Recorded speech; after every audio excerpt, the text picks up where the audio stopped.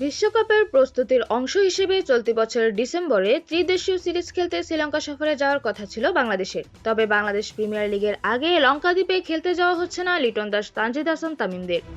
গণমাধ্যমের সঙ্গে আলাপকালে বিষয়টি নিশ্চিত করেছেন নাজমুল আবেদীন ফাহিম। আগামী বছরের ফেব্রুয়ারি-মার্চে অনুষ্ঠিত হবে টি-20 বিশ্বকাপ। ভারতের সঙ্গে সহ আয়োজক হিসেবে আছে শ্রীলঙ্কাও। বিশ্বকাপের আগে যাতে ক্রিকেটাররা ঠিকঠাক প্রস্তুতি নিতে পারেন, সেজন্য জুলাই-আগস্ট থেকে সরিয়ে নেওয়া হয় এলপিএল। 27শে নভেম্বর শুরু হতে যাওয়া টুর্নামেন্টের ফাইনাল হওয়ার কথা ছিল 23শে ডিসেম্বর।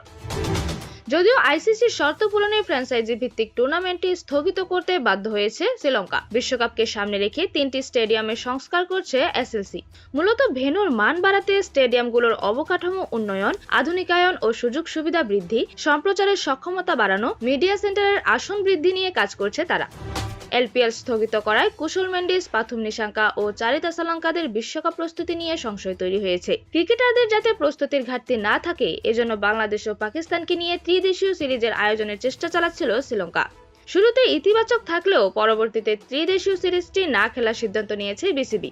জানা গেছে, টানা খেলার মধ্যে থাকায় ক্রিকেটারদের একটু বিশ্রাম দিতেই শ্রীলঙ্কায় ত্রিদেশীয় সিরিজ খেলতে যাচ্ছে না বাংলাদেশ। সিরিজটি নিয়ে ক্রিকেট অপারেশনস কমিটির চেয়ারম্যান বলেন, না, আমরা শ্রীলঙ্কায় ত্রিদেশীয় সিরিজ খেলতে যাচ্ছি না, হচ্ছে না ওটা।